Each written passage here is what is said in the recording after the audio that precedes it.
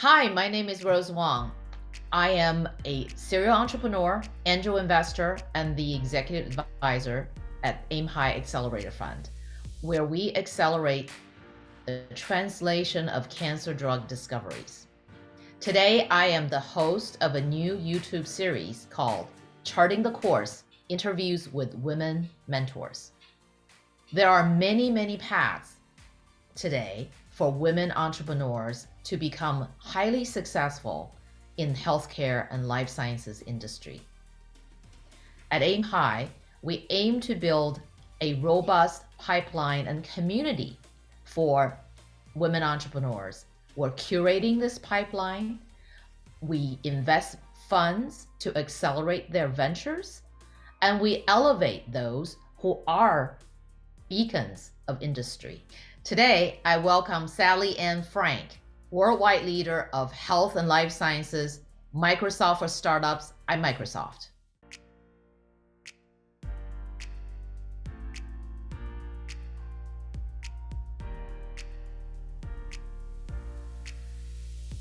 Really helped that I've had some entrepreneurial background when I talk to the founders that I work with, because I understand what they're going through. I understand the balance that you have to do to keep this plate going that says, I need to build my business, I need to find customers, and I need to keep this product going.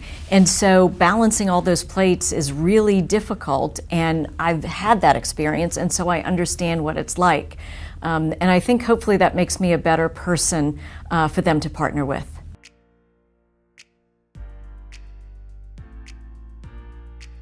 Successful entrepreneurs are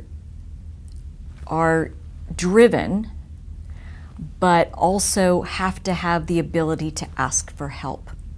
Because one of the things that we know, as we just talked about this, maintaining all these spinning plates, is that you can't do it all and survive. So understanding where your strong points are as a founder, and then knowing where to augment, where to bring in these other skills. They don't have to be full-time employees. They can be part-time employees. They can be advisors, but knowing your strengths and understanding where you can bring in extra people. So that's one. The other aspect is getting your pitch down and doing the proper research and focus groups to make sure that your product's going to sell. You know, I have one founder that I work with that does a tremendous job of not only talking about the value proposition, but in talking to prospective customers, he will go to the point of saying, and this is how much it's going to cost you in the first pitch meeting. Why? Because he wants to establish that they're ready to go and that he's got a business model that is sustainable and actionable today. And so that ability to go from here's the vision to here's how you can be part of this vision with here's how long it takes to implement, here's how much it's going to cost, and here's the value. I mean, and as eloquent as this guy is, he's had outside coaching to help him nail that. So I think the idea of finding your strengths, knowing them, and then augmenting them with just the right people is critical.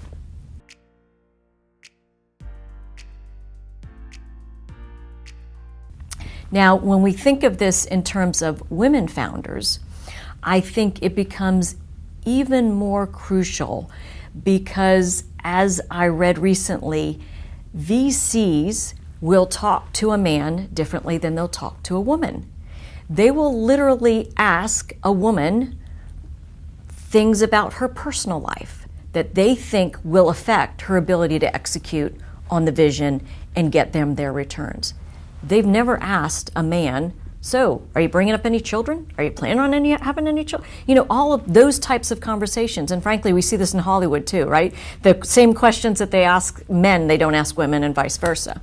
So I think understanding that you have the ability to find not only outside advisors that can help fill in the gaps, but outside advisors that can make those connections for you with the right VCs, because it's a marriage. It can't just be, okay, I'm going to give you this money and expect this return.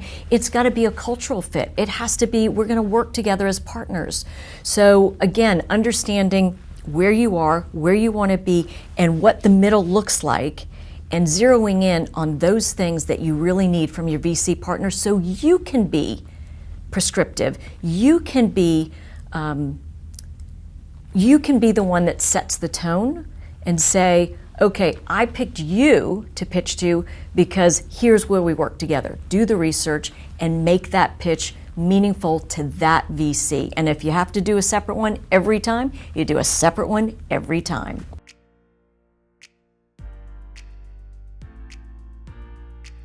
The difference in health and life sciences is that we have a preponderance of female scientists, female clinicians, and as talented as they are, they might not have the business background.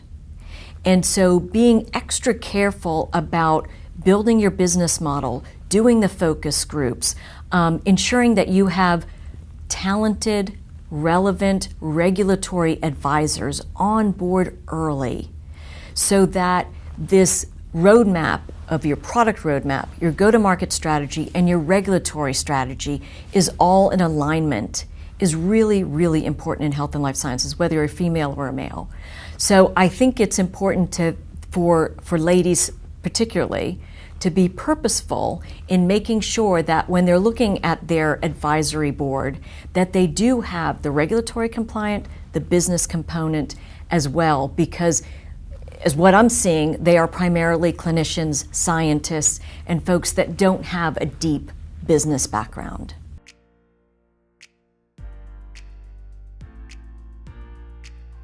Well, the pipeline of founders really is interesting to me because we have like three cohorts. We've got the older folks that have been in the business 30 years, been around healthcare and just are dying to affect change because of what they've seen and now feel like they have the time, the resources, and the ability to do it. Then there's that middle group that's slightly younger that are perennial entrepreneurs, that's what they do. And they might not even have done a healthcare one before, but they're a technologist that's impassioned by what they can do in healthcare. And so that's kind of the second group. And then the third group, and the one that is most fascinating to me, are these younger women primarily that I work with, but also younger men that are coming out of school with a model that they built, an AI model that they built, or a solution for something that they're never going to go the corporate route. They're going to build this. This is their baby, and they're going to build it from day one. One of my founders, female, she's working on a model that she built when she was doing her her PhD at Harvard. I mean, and this is her life's mission. And why? Because when she was growing up, her older brother, had cancer. And she saw what he went through as a little child. She saw this and she goes, that's my life's mission. And so now she's following through on that and is commercializing this model that she built to help match cancer with the appropriate treatment. And so that younger group that doesn't feel hindered by any of the existing structures, that bring fresh eyes, that are frankly a bit more bright-eyed than certainly some of the older folks who know what the traps are going to be, are really encouraging to me because they see no barriers. They see no barriers in their teams. They make diverse teams. They see no barriers to entry into the market. So that's the group that I'm probably most excited about. I think that earlier group, that younger group, I think are the leaders of tomorrow, absolutely the leaders of tomorrow. And whether they stay with the current startup that they're working on or grow on to do other things, they're always going to be leaders. And I think that's where the change will come. They're digital natives. They don't have to think about what's my life going to be like when I can do this online. They've never banked in an actual physical building. So their thinking around solving problems is completely different, and those are the models that are going to carry us further.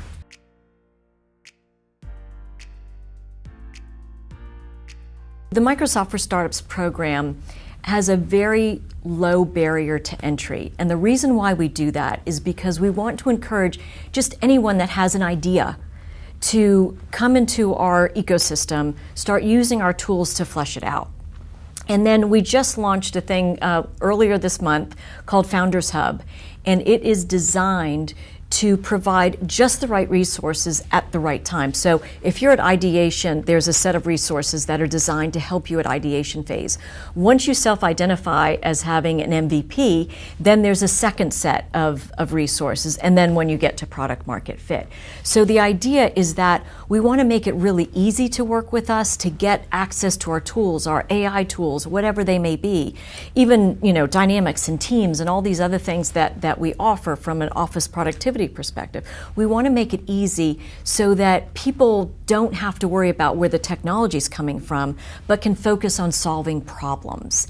And so, once you get through this whole, process and you get to product market fit, then we want to match you with our enterprise customers. And that's one of our main value propositions, because we have, and especially in health and life sciences, we have a footprint in almost every health and life science organization globally. It might just be Teams or Office 365, but they know who Microsoft is. And if they're not using our Azure data services, they're using some of our other services. So we want to leverage that vast network and bring in our product market fit startups and say, hey, we've got this startup that's been vetted by Microsoft, uses our technology, so fits into your architectural patterns, enterprise customer, and we think they're really good and we think there's a fit for you. And so that's what I'm really excited about, is the ability to leverage that large group of customers for our startups when they achieve product market fit.